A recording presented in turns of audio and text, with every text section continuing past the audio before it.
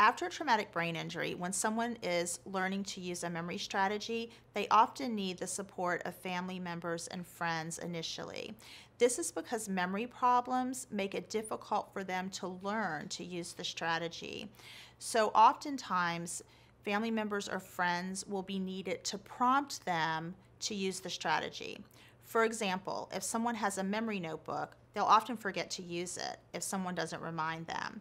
So initially, family members can remind them to write important appointments in the memory notebook and to review it throughout the day. So whether transportation needs to be arranged or whether they need to, if they're going to a doctor's appointment, come up with some questions that they want to ask the doctor or symptoms that they have that they want to tell the doctor about and write those in the memory notebook, and then look at it at regular times throughout the day.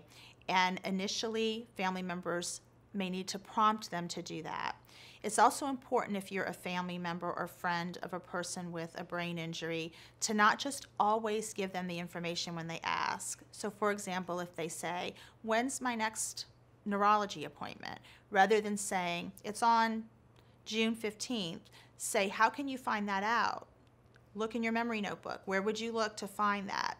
With repetition, people will learn to use those strategies independently, and they'll know where to look and know when to look for the information that they need. But initially, they may need help doing that.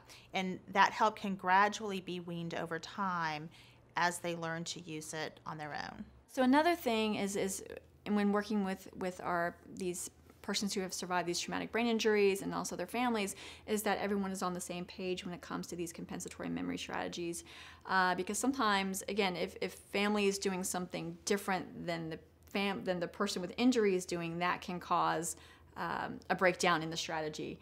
So we talked about how a failure gives us important information that we learned from our failures. So for example, if the goal is to remember where you put the remote control for the TV set, and the strategy is to always put the remote control in a special little glass bowl that's on a side table, it's important that everybody in the family is doing that, because otherwise the strategy is not going to break down. It's going to break down. So sometimes what we learn from these failures is that sometimes it's not the patient that's having the problem, but maybe the mother or the dad forgot, and that they need reminding to always put this back in the same place, again, so the person with the injury can find it.